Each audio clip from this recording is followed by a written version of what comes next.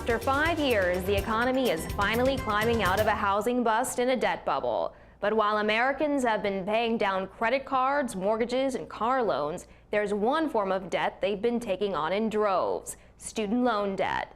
Student loans have risen so high, it's prompting concerns that it's become too easy to borrow too much for education. Khalila Parome graduated college over 6 years ago and now faces over $100,000 in student loans. It will take me 20 to 30 years to pay them back.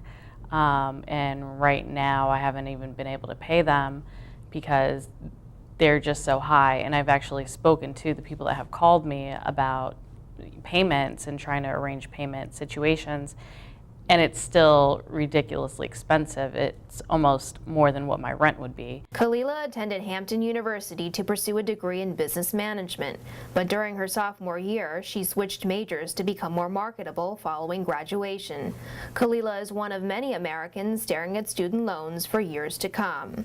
Student loans are quickly piling towards the $1 trillion mark. To be exact, since 2007, student loan debt has ballooned 56% to $956 billion as of September 30th, 2012. That, according to recent data from the Federal Reserve Bank of New York.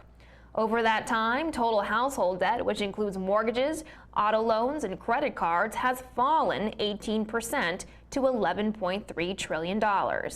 And delinquencies are picking up. Payments on 11% of student loan balances were 90 days or more behind as of the end of September. That's up from 8.9% at the end of June. What's worse, the Fed's figures understate delinquencies. A lot of borrowers aren't required to make payments yet because they're still in school or have been given more time to repay their loans. The Department of Education allows borrowers to postpone payments during times of hardship, say if you lose your job. Student lending grew in popularity in the 2000s along with other types of consumer borrowing. Most student loans were made by private lenders and backed by the federal government.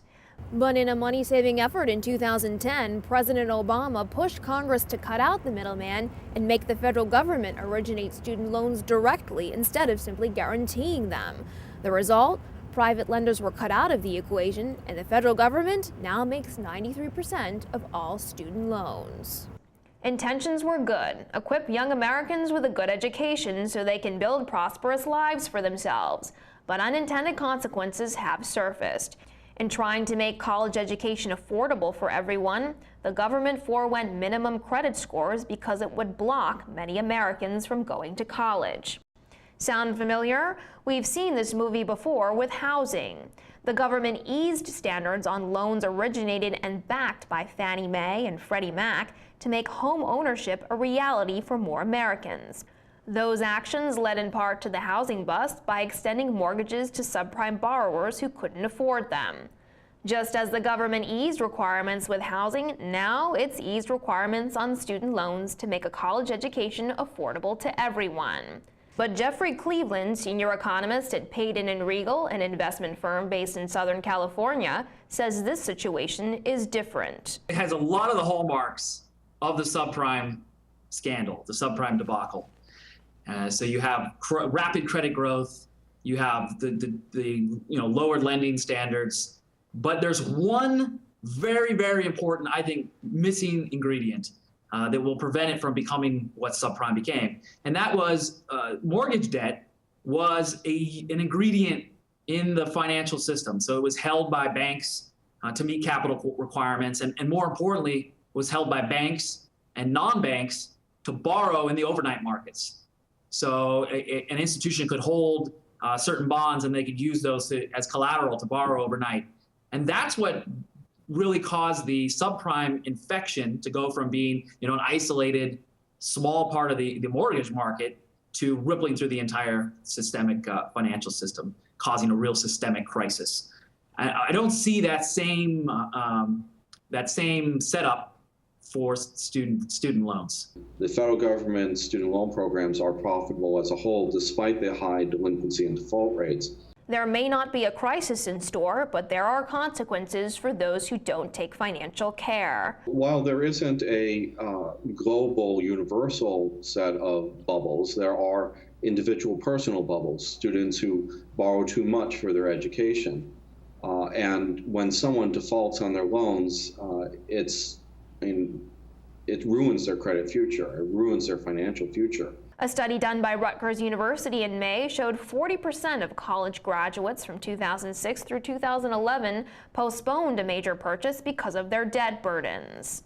It's worthwhile to impose some reasonable limits on the amount students can borrow for their education, if for no other reason than to protect the students from themselves. Right now, there's no limit on the amount parents can borrow on behalf of their children for college. The government examines parents' past behavior in repaying loans, but doesn't look at their ability to repay the student loans. Loans to students are capped at $57,500 for undergraduates, but no credit standards are imposed. Just because the government is willing to lend you large sums of money for education doesn't mean you should take it.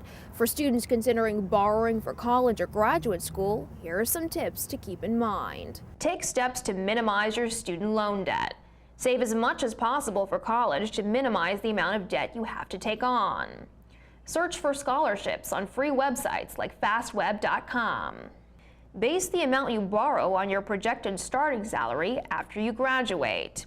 If your debt is less than your income, you'll be able to repay the student loans in 10 years or less. And tap federal loans before private loans because federal loans are cheaper, more available, and have better repayment terms. You can get temporary suspension of the obligation to repay the debt if you hit a rough spot. Say, if you lose your job and expect to get a new job in a few months, or you're on medical leave. Federal loans also have death and disability discharges as well as loan forgiveness, which most private student loans do not. If you've completed college or graduate school and are staring at student loans as far as the eye can see, here are some tips to minimize your debt load. Take advantage of the student loan interest deduction.